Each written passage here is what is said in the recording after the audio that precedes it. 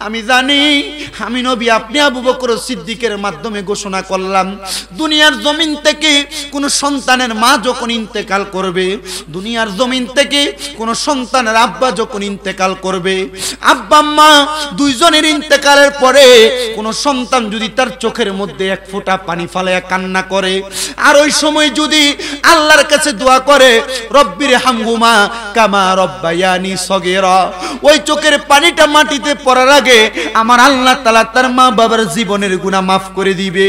ইয়া রাসূলুল্লাহ, ইয়া হাবিবাল্লাহ, নবী গো আপনি কেন আপনার মা বাবার জন্য এমন ভাবে কান্না করেন?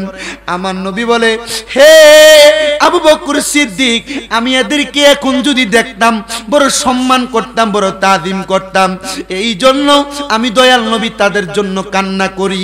ও বন্ধু, আজকের এই রামপুরের বাটিকালী সীমা এলাকার মধ্যে কত সন্তান বসে গেছেন, হয়তো আপনাদের মারে আপনারা 3.5 হাত মাটির ঘরের মধ্যে শোয়া দিছেন। পর্দার অন্তরালে অনেক মা বোনেরা বসে আছে যাদের মা নাই দুনিয়ার জমিনে। এমন অনেক সন্তান আছে যাদের আব্বা জান মাথার গাম পায়ে ফালাইয়া নিজের রক্তরে পানি বানাইয়া সন্তানরে মানুষের মতো মানুষ করে দিয়া আজকে আব্বা জান অন্ধকার কবরে শুয়ে রইছে। হে আমার যুবক ভাইরা, মুরব্বী বাবাজিরা, পর্দার অন্তরালের মা বোনেরা, চিন্তা করবেন না আখিরি মুনাজাত হবে। আখিরি মুনাজাতের পূর্বে আপনারা শুধু আমার আল্লাহ তাআলার কাছে চোখের পানিগুলা ফালাইয়া ফালাইয়া শুধু কান্না করবেন আর বলবেন, আল্লাহ ওগো মনিব, আমার মা কবরে, আমার আব্বা জান কবরে, আল্লাহর রাস্তায় তাদেরকে মাফ করে দেন। অনেকে আজকের মাহফিলে আছেন, হুজুর আমার মা বাবা বেঁচে আছে। আমি আপনাদের কাছে বলবো, আপনারা যখন আপনাদের মা বাবারে দুনিয়াতে পাইছেন, আল্লাহর নবী নিজেই ঘোষণা করেছেন দুনিয়ার জমিনে কপাল পোড়া হতভাগা হইল ওই সন্তান যারা তাদের মাকে দুনিয়াতে পাওয়ার পরে জান্নাত ক্রয় করতে পারলো না। সাহাবায়ে কেরাম প্রশ্ন করে, ইয়া রাসূলুল্লাহ, ইয়া হাবিবাল্লাহ, নবী গো এটা কেমন কথা বললেন গো নবীজি? আমার নবী বলেন, হ্যাঁ রে সাহাবায়ে কেরাম, আম্মা জানের খেদমতের কারণে জান্নাত ক্রয় করা যায়। হে বাবাজিরা, হয়তো এখানে অনেক সন্তান আছেন আপনারা আপনাদের মারে ভাত দেন না। এমন অনেক সন্তান আছে এলাকার মধ্যে মা বাপরে ভাত খাওয়ানি নিয়ে বিচার বসানো লাগে। এমন অনেক সন্তান আছে বিবাহ করার পরে ভাই ভাই আলাদা হয়ে যায়, মা বাপকে জুদা করে দেয়, মা বাপকে আলাদা করে দেয়। মা বাবা এক সপ্তাহ বড় ভাইয়ের ঘরে খায়, এক সপ্তাহ মেজো ভাইয়ের ঘরে খায়, এক সপ্তাহ ছোট ভাইয়ের ঘরে খায়। না রে না, আজকে এখান থেকে বাড়িতে যাইবা, যে বলবা মা আমার 3 ভাইয়ের ঘরে আপনার খাবার খাওয়া লাগবে না, আমি সন্তান একা একা চা ইনকাম করব, আপনারা মা বাবা আমার একজনের ঘরের মধ্যে খাইবেন। আরে বর্তমান সমাজে মা বাপকে খাওয়ানি নিয়ে বিচার বসানো লাগে। কত সুন্দর, আপনি একজন সন্তানের কামাই যদি আপনি আপনার মা বাপকে খাওয়াইতে পারেন, আল্লাহর কসম, আল্লাহর নবী ঘোষণা করছে কোন সন্তান যদি তার মার পিছনে তার বাবার পিছনে মাত্র 1 দিরহাম খরচ করে, আমার আল্লাহ তাআলা এইটাকে হাজার হাজার লক্ষ গুণ বাড়ায় ওই সন্তানকে দান করে দেয়। ও সন্তান, আল্লাহর রাস্তায় দেন পারলে আপনার কদমগুলো আমার সামনে দেন, আমি শামীম ব্রাদার জিহ্বা লাগায় আপনার পাওটা পরিষ্কার করে দিব। এখান থেকে বাড়িতে যাইবা, বাড়িতে যাইয়া আম্মা আব্বার পাটার মধ্যে ধরে বলবা, ওগো মা, ওগো আব্বা জান, আপনাদের কদমে ধরে মাপ চাইতেছি, আপনাদেরকে এতদিন পর্যন্ত খাবার দেই নাই, খারাপ আচরণ করেছি, আপনাদেরকে ঘরে জায়গা দেই নাই, আপনারা আমার ঘরের মধ্যে ঠিক মতো খাবার খাইতে পারেন নাই। আপনার মা বাবার পাটার মধ্যে ধরবেন, যতক্ষণ পর্যন্ত আপনার মা আপনার বাবা মুখ দিয়া বলছে আপনাকে মাফ করে দিছি, ততক্ষণ পর্যন্ত মা বাবার কদম ছাড়বেন না। বলে হুজুর কেন? কারণ আজকের মাহফিলের মধ্যে আপনারা যারা বসছেন, আল্লাহর কসম একটা কথা বলতে পারি, এমন 1000 মাহফিল শুনলে এই সওয়াব হবে না যদি আপনি আপনার মা বাবার মনে কষ্ট দিয়া মাহফিলে আসেন। এই জন্য বাবারে, আপনাদের কদমে আমি হাতটা রাইখা বলি, এখান থেকে বাড়িতে যে আম্মা আব্বার পাঁচুয়া মাপ চাইবেন। অনেকে চিন্তা করে হুজুর যাদের বাড়িতে আব্বা আছে তারা বাড়িতে যে বাবার পায়ে ধরে মাপ চাইবো, হুজুর আমার তো আব্বা নাই, আমি কার পায়ের মধ্যে ধরে মাপ চাইব? অনেকে চিন্তা করে হুজুর যাদের বাড়িতে মা আছে তারা বাড়িতে যে আমার পায়ে ধরে মাপ চাইব, আমার তো মা নাই, আমি কার পায়ের মধ্যে ধরে মাপ চাইব? আমি বলবো সন্তান রে, মা বাপ মারা গেছে চিন্তা করবা না।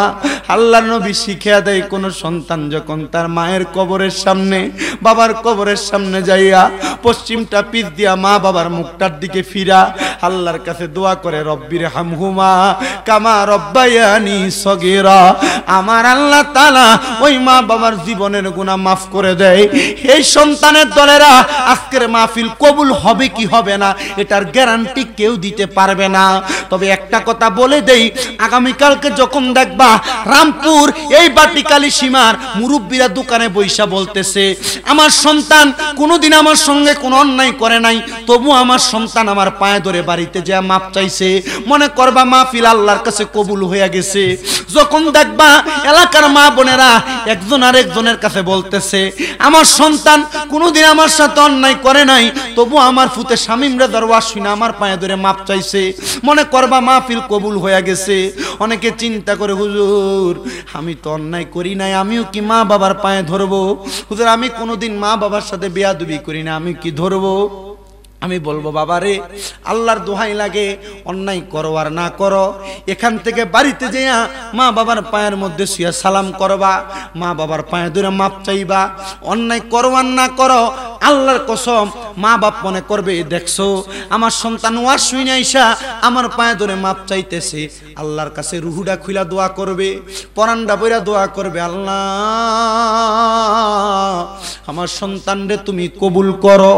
ওই সন্তুষ্টির দোয়া যদি তোমার মা তোমারে করে, তোমার আব্বা তোমারে করে, ওই দোয়ার বরকতে আমার আল্লাহ তাআলা তোমার কামায়ে বরকত নাই বরকত দিবে, অসুস্থ তোমাকে শিফা দান করবে, তুমি দুনিয়াতে বিপদগ্রস্ত বিপদ দূর করবে, অভাবগ্রস্ত অভাব দূর করবে। আর যারা মুরব্বী আছেন, মা আছেন, বাবা আছেন, আপনাদের পায়ে হাত দিয়া বলি, যদিও সন্তান মাঝে মাঝে আপনাদের সাথে খারাপ ব্যবহার করে ফেলে, মন থেকে বদদোয়া দিয়েন না।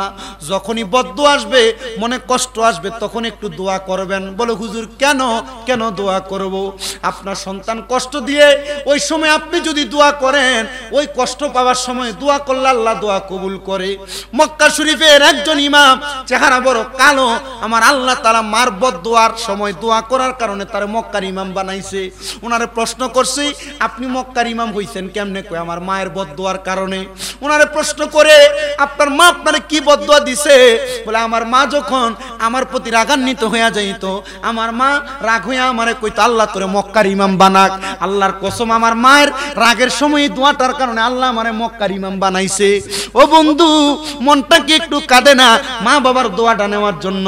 অনেকে চিন্তা করে, হুজুর আমি কার কাছ থেকে দোয়া নিব আমার মা কবরে, আমি কার কাছ থেকে দোয়া নিব আমার আব্বা জান কবরে? শোনো বাবা, আম্মা জান মারা যাওয়ার পরে তোমার দায়িত্ব শেষ না। আম্মা বাপ বেঁচে থাকলে যেমন দায়িত্ব, মারা যাওয়ার পরে তোমার আরো অনেকগুলা দায়িত্ব। বেশি বেশি আম্মা আব্বার কবর জিয়ারত করবা, আম্মা আব্বার কবরের সামনে যা কান্না করবা, দেখবা আমার আল্লাহ তাআলা ওই মা বাবার কবরের সামনে কান্না করার কারণে তোমার ইনকামে বরকত দিবে, রুজিতে বরকত দিবে, বিপদ থেকে উদ্ধার করবে। বলে হুজুর কেন? শোনো বাবা, ছোট্ট একটা ওয়াকিয়া ঘটনার মাধ্যমে তোমাদেরকে বোঝানোর চেষ্টা করি। আরবের জমিনে একটা ছোট্ট জায়গা, যেই জায়গার নাম হলো হেজাজ অঞ্চল, যে জায়গায় আমার নবীজির নানির বাড়ি ছিল। ওই হেজাজ অঞ্চলের মধ্যে এমন একজন আল্লাহর বান্দা বসবাস করত, যার নাম হযরতে আব্দুল্লাহ রুসাফি। উনি বলেন, আমি আব্দুল্লাহ রুসাফির আম্মা জানকে আমি যখন ইন্তেকাল করার পরে কবরের মধ্যে শোয়া দিলাম, ওই রাত্রবেলা আমি যখন ঘুমাইলাম, ঘুমের ঘরে আমি স্বপ্ন দেখলাম আমার মা জননী আমি আব্দুল্লাহ রুসাফির কাছে আইসা বলতেছে, রে আব্দুল্লাহ রুসাফি, আমি মারে যেই কবরে শোয়া দিয়ে আসছো, ওই কবরের মধ্যে শোয়ানোর পরে আমি মায়ের পিঠের নিচে একটা পাথর পড়ছে, ওই পাথরটার কারণে আমি মা বড় কষ্ট পাইতেছি। মা কি জাতানা মরা মরা মারা গেছেন, মারা যাওয়ার পর মাটি দিয়ে আসছেন, স্বপ্নে আইসা মা বলতাছে মা কি জাতানা মরা মরা। আব্দুল্লাহ রুসাফি বলে, আরবের হেজাজ এলাকার বড় আবেদ বান্দা আল্লাহর ওলি। কষ্ট হইতেছে আপনার? আর মা বোন যারা আছেন একটু মনোযোগ দিয়ে শুনবেন মা বোনেরা। উনি বলেন আমি আমার মারে তো জানাজা দিয়ে মাটি দিয়ে চলে আসছি। মদিনায় যারা যাবেন, মদিনায় যাওয়ার পরে মদিনা শরীফের 310 নাম্বার গেট থেকে সরাসরি একটা রাস্তা আছে কুবা মসজিদের দিকে। ওই কুবা মসজিদের কাছে, এই কুবা মসজিদের সামনের অংশে এই এলাকাটার নাম হলো হেজাজ। কি? হেজাজ। ওই হেজাজ এলাকায় খেজুরের বাগানের পাশে হযরত আব্দুল্লাহ রুসাফির বাড়ি। উনি বলে আমি আমার মারে দাফন করে আসার পরে আমি হঠাৎ করে রাত্রবেলা ঘুমানোর পরে স্বপ্ন দেখলাম আমার মা আমি আব্দুল্লাহর কাছে আইসা বলতেছে, হে আব্দুল্লাহ, আমি মারে যে কবর দিয়ে আসছো, আমি মার পিঠের নিচে একটা পাথর পড়ছে, আমি মা বড় কষ্ট পাইতেছি। আব্দুল্লাহ কয় আমি অবাক হয়ে গেছি, কিরে মারে না মাটি দিয়ে আসলাম, মার পিঠের নিচে পাথর পড়ছে। আব্দুল্লাহ রুসাফি বলে আমার একজন ওস্তাদ, আমি ওনার কাছে গেলাম, আরবের বড় শায়েখ। হুজুর, জি হুজুর, আমার আম্মাকে আমি স্বপ্ন দেখলাম, গতকালকে তো মাটি দিছি, আমার আম্মা আমারে বলতেছে মায়ের পিঠের নিচে একটা পাথর পড়ছে। হুজুর আমি কি করব? ওই হুজুর তার স্বপ্নের জবাব দিতেছে, তুমি বলো তো তোমার মায়ের কি এমন কোন ঋণ ছিল? কি ছিল? পাওনা দেওনা ছিল যার কারণে তোমার মা কবরে কষ্ট পায়? হুজুর পিঠের নিচে দেখলাম পাথর, আপনি বলতেছেন মায়ের ঋণ। হুজুর আমি বুঝতেছি না, হুজুর আমি আমার আব্বার সাথে একটু বোঝাপড়া করার দরকার। যাও বাড়িতে যাও। আব্দুল্লাহ মারুফ রুসাফি বাড়িতে আসছে। আব্বা, ও আব্বা। জি মারুফ। আব্বা আমার আম্মার কি এমন কোন ঋণ আছে? উনি বলে বাবা এমন কোন ঋণ নাই, তবে তোমার আম্মা জান আমার মনে একদিন একটা কষ্ট দিছিল। আব্বা কি কষ্ট? আব্বা তাহাজ্জুদের সময় তোমার মার কাছে একটু পানি চাইছিল। ওই দিন তোমার মার শরীরটা একটু খারাপ ছিল। আব্বা তো দেয় নাই? না দেয় নাই, আমি নিজেই করছি, তবে আমার মনে একটু কষ্ট গেছে, পানিটা যে দেয় নাই। আব্বা আমার মনে হয় আপনার এই কষ্টটার কারণে আমার মা কবরে ভালো নাই। আমার মা কবরে কথা কয় না, চাইছে কিসের পানি? উজুর পানি। তাহাজ্জুদ নামাজের সময়, ফরজ নামাজও না। আব্দুল্লাহ মারুফ রুসাফি বলেন আমি দৌড়ে আমার শায়েখের কাছে যা বললাম, হুজুর আমার আব্বা জানের মনে কষ্ট, এটাই আমার আম্মা জানের ঋণ। বলে হ্যাঁ তোমার আম্মা জানের ঋণ, আব্বাকে বলো তোমার আম্মা জানকে ক্ষমা করছে কিনা। আব্বা জান মুখে মুখে বলছে আমার মারে ক্ষমা করে দিছে। আব্দুল্লাহ মারুফ রুসাফি বলে আমি পরের দিন রাত্রবেলা আবার স্বপ্ন দেখলাম আমার মা জননীর পিঠের মধ্যে আরেকটা পাথর। আমি আমার হুজুরের কাছে আবার দৌড়ে গেলাম, হুজুর আমার মায়ের পিঠের মধ্য থেকে তো এখনো পাথরটা সরে নাই। হযরত আব্দুল্লাহ মারুফ রুসাফির উস্তাদ উত্তর দেয়, তাহলে তোমার আব্বা তোমার মারে ক্ষমা করে নাই? আব্দুল্লাহ মারুফ রুসাফি বলে আব্বা আপনি বলেন আমার মারে ক্ষমা করছেননি? উনি দ্বিতীয় দিন আবার বলে ক্ষমা করে দিছি। উনি তৃতীয় দিন আবার স্বপ্ন দেখে, মা ডাক দিয়ে কয় মারুফ রে, পিঠের মধ্যে পাথরটা পড়ার কারণে আমি মা বড় কষ্ট পাই। আব্দুল্লাহ মারুফ রুসাফি আবার উস্তাদ রে কই হুজুর আমার মা আবার আমারে তৃতীয়বার স্বপ্ন দেখাইছে। ডাক দিয়া কইরে আব্দুল্লাহ মারুফ আমার মনে হয় তোমার আব্বা তোমার মারে ক্ষমা করে নাই। আব্দুল্লাহ মারুফ বলে আমি আমার আব্বার সামনে গেলাম, ডাক দিয়া বললাম আব্বা গো মারে ক্ষমা করছেন নি গো আব্বা? উনি ডাক দিয়া কয়ে তারে বাবা ক্ষমা করে দিলাম। তৃতীয় দিন রাত্র হওয়ার আগে আব্দুল্লাহ মারুফ কয়, আমার সন্দেহ লাগলো রে, আমার আব্বা মনে হয় আমার মারে ক্ষমা করে নাই। আমি যাইলাম আমার মার কবরটারে খুললাম, তৃতীয়বারের মতো কবরটা খুঁড়ে দেখি রে, আমার মার পিঠের নিচে ঠিকই বড় একটা পাথর দেখা যায়। আমি আমার আব্বারে ডাক দিয়ে কইলাম, আব্বা দেখেন গো, মায়ের পিঠের নিচে ঠিকই তো একটা পাথর দেখা যায়, আপনি এখনো ক্ষমা করেন নাই। এবার আব্দুল্লাহ মারুফ রুজাবির আব্বা জান চোখের পানিগুলা ফালাইয়া ফালাইয়া আমার আল্লাহরে কই, আল্লাহ আমার স্ত্রীর পক্ষ থেকে আমি মাপ চাই, আপনি তারে মাফ করে দেন। ও বন্ধু, আমার আল্লাহ এমন মাফ করছে। আব্দুল্লাহ মারুফ মুসাফি বলে, আমি আমার মারে কাফন দাফন গুলা ঠিক রাইখা আবার মাটি চাপা দিয়া বাড়িতে আসছি। আমি ওই দিন আর রাত্রবেলা ঘুমাই না, ঘুমাইলিনি আমি আমার মায়ের এমন দুঃস্বপ্নটা দেখতে পাই। আব্দুল্লাহ মারুফ মুসাফি বলে, আমি আমার মায়ের এমন খারাপ অবস্থা না দেখতে পাওয়ার জন্য আমি তাহাজ্জুদের নামাজের মুসল্লার মধ্যে দাঁড়াইয়া গেছি। আমি তাহাজ্জুদের নামাজের মুসল্লার মধ্যে দাঁড়াইয়া আমার আল্লাহর কাছে দোয়া করি, মনিব আমার মা কবরে বড় কষ্টে আছে, তুমি আমার আম্মা জানরে মাফ করে দাও। মনিব আমার মা কবরে বড় কষ্ট আছে, তুমি আমার আম্মা জানরে মাফ করে দাও। আমি কান্না করতে লাগলাম রে জগৎবাসী। আমি 12 রাকাত তাহাজ্জুদের নামাজ পড়া আমি নামাজের মুসল্লাটার মধ্যে কপালটা ঠেকায়া ঠেকায়া কাঁদতেছি। এমন টাইমে আমি দেখলাম আমার ভাঙ্গা ঘর খেজুর পাতা দিয়া চারদিকটারে মোড়ানো, আমার ঘরটা একটা সাদা রঙের আলোতে জলমল করতেছে। আমি মাথা উঠে দেখি আমার ঘরের মধ্যে সাদা রঙের পোশাক পরনেওয়ালা কে জানি একজন হাঁটতেছে, আর আমার দিকে তাকায়া তাকায়া মুস্কি মুস্কি হাসতেছে। আমি জিজ্ঞাসা করলাম, কে গো, আপনার পরিচয়টা কি আমারে দিবেননি? উনি আমারে কয়, আমার পরিচয় হইল আমি তোমার গর্ভধারিণী মা, আমি তোমার গর্ভধারিণী মা। কি গো মা, গতকালকে ওনার স্বপ্নে বলছেন আপনি বড় কষ্ট পান, এখন কি কোনো কষ্ট পান না গো মা? মা ডাক দিয়া কয়, না রে সন্তান, তুমি সন্তানের দোয়ার কারণে আর আমার কলিজার টুকরা স্বামী বদদোয়াটা উঠে নেওয়ার কারণে আমার আল্লাহ তাআলা আমি মারে মাফ করে দিছি, আমি মার কবরটারে নাজাত দিয়া দিছে। মা ও মা গো, আপনি কি আমার আল্লাহ তাআলার কাছে আমরার জন্য কোনো বদদোয়া করছেননি? মা ডাক দিয়া কই, সন্তান বদদোয়া করি নাই রে, বদদোয়া করি নাই রে, বদদোয়া করি নাই রে, এমন দোয়া করছি রে আমার আল্লাহ যেন তোমরারে কবুল করে। ও রামপুরের বাটিকালি সীমার মানুষ, আপনারা বলেন, মা বাপ যদি মইরেও যায়, মা বাপ যদি কবর থেকে আল্লাহর কাছে সরাসরি একটা অবজেকশন দিয়া দেয়, আমরা সন্তান তো মানুষের মতো মানুষ হইতে পারতাম না। লাখ টাকা কামাই করতে পারবা, মা বাপ বাচ্চা থাকতে যদি ওই মা বাপরে শান্তি না দিতে পারো, আল্লাহর কসম লাখ টাকা কামাই করে কোনো লাভ হবে না। এই জন্য সবার পায়ে হাত দিয়ে বলি, হে যুবক ভাইরা, হে মুরব্বী বাবারা, তোমার মা তোমার জন্য বড় কষ্ট করছে রে, নিজে না খেয়ে তোমারে কামাইছে।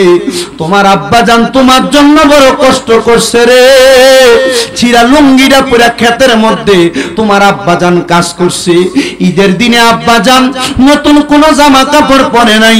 ও সন্তান, তোমার আব্বা জান, তোমার আব্বা জানের পুরান জামা কাপড় পরে ঈদের নামাজ পড়ছে। এখন তুমি সন্তান হাজার হাজার লাখ লাখ টাকা কামাই করো, ঈদের দিনে আব্বা জানরে 500 টাকা দিয়া একটা লুঙ্গি কিনা পরাইতে পারো না। সন্তান, এখন তুমি হাজার হাজার টাকা কামাই করো, তোমার আম্মা জানরে ঈদের দিনে 500 টাকা দিয়া কিনে একটা কাপড় পরাইতে পারো না। আরে পরাইবা কি? মা তো কবরে, আব্বা তো কবরে। সন্তান, ওই টাকা পয়সা দিয়া কি করবা যদি তোমার মা বাপরে ওই টাকা পয়সা দিয়া শান্তি না দিতে পারো? আমি মক্কা শরীফে থাকা অবস্থায় আবুধাবি থেকে একটা ছেলে আসছে হজ করার জন্য। ছেলেটা আমার দেইকা হাজরে আসওয়াদের বরাবর পাথরটার সামনে আমার হাতটার মধ্যে ধরে কান্না করে দিয়া কই, হুজুর আমি আপনার মা বাবার ওয়াজগুলা সব সময় শুনি, হুজুর আমার মা নাই, আমার আব্বা নাই, খাস করে দোয়া করবেন। আমার আব্বা আম্মার জীবনে বড় একটা শখ ছিল মক্কা মদিনা এসে হজ করবে, হুজুর এখন আমি লাখ লাখ টাকা কামাই করি, আমার আব্বা আম্মারে আমি মক্কা মদিনায় না হজ করাইতে পারি না। আমার কাছে টাকা আছে, আমার কাছে পয়সা আছে, কিন্তু আমার আব্বা আম্মা দুনিয়াতে নাই, হুজুর আমার জন্য একটু খাস করে করে দোয়া করবেন। এই সন্তানের দলেরা মা বাপ মারা যাওয়ার পরে তুমি আফসোস করবা, টাকা আছে কিন্তু আব্বা আম্মারে দেওয়ার মতো তোমার কোনো ক্ষমতা নাই। সন্তান, ও সন্তানের দলেরা, তোমার কদমে হাত দিয়া বলি, যদি ওই মা বাপকে আলাদা করে দিয়ে থাকো, এখন থেকে ওই মা বাপরে তুমি তোমার ইনকামের টাকা থেকে একটা খরচের অংশ দিবা, মা বাপরে খাওয়ানোর চেষ্টা করবা, দেখবা আমার আল্লাহ তাআলা তোমার রিজিকে বরকত দিবে, আমার আল্লাহ তাআলা তোমার ইনকামে বরকত দিবে। হে পর্দার অন্তরালের অনেক মা বোনের আছে যারা তাদের বাবার বাড়িতে যাওয়ার পরে আগে বাড়িতে গেলে আব্বার মুখটা দেখতো, এখন আব্বার মুখটা দেখে না, আগে বাড়িতে গেলে মার মুখটা দেখতো, এখন মার মুখ দেখে না। সন্তানের দলেরা, তোমাদের আব্বা আম্মা তোমাদেরকে অনেক জায়গা সম্পদ দিয়া গেছে, টাকা পয়সা দিয়া গেছে, ওই জায়গার মধ্যে যদি তুমি ভাড়া থাকতা, মাসে 5,000 টাকা করে ভাড়া দিতা, আল্লাহর কসম, আল্লাহর কসম, তুমি মাসে 5,000 টাকা করে ভাড়া দিলে বছরে 60,000 টাকা আসতো। এখন তোমার মা কবরে, আব্বা জান কবরে, আব্বা আম্মার কবরে কোনো টাকা পয়সা তুমি দিতে পারো না। আব্বা আম্মা যদি বাইচা থাকতো, যদি মাসে 1,000 টাকা করে ওষুধ খরচ চালাইতা, 12 মাসে 12,000 টাকা যাইতো। এই সন্তান তোমার কদমে হাত দিয়ে বলি, মা বাবার সম্পদ ব্যবহার করতেছো, এই মাহফিলটা এই এলাকার যুবক ভাইয়েরা করে, আগামী বছরও করবে। এই মাহফিলটার মধ্যে একজন সন্তানকে হাতরা বাড়ায় বলবা, হুজুর আমার মা কবরে, আমার আব্বা কবরে, আব্বা আম্মা বাইচা থাকলে আমি আমার আব্বা আম্মারে 1,000 2,000 টাকা দিতাম, আগামী বছরে মাহফিলের তাবারুকের জন্য যে চাউলটা লাগবে 50 কেজির একটা বস্তা আমি আমার মা বাবার জন্য দান করব। সন্তানের দলেরা, মা বাপ বাচ্চা থাকলে বছরে তোমার ঘরে যদি ভাত খাইতো, এক বস্তা চাউলের ভাত তো তোমার শেষ হইতো।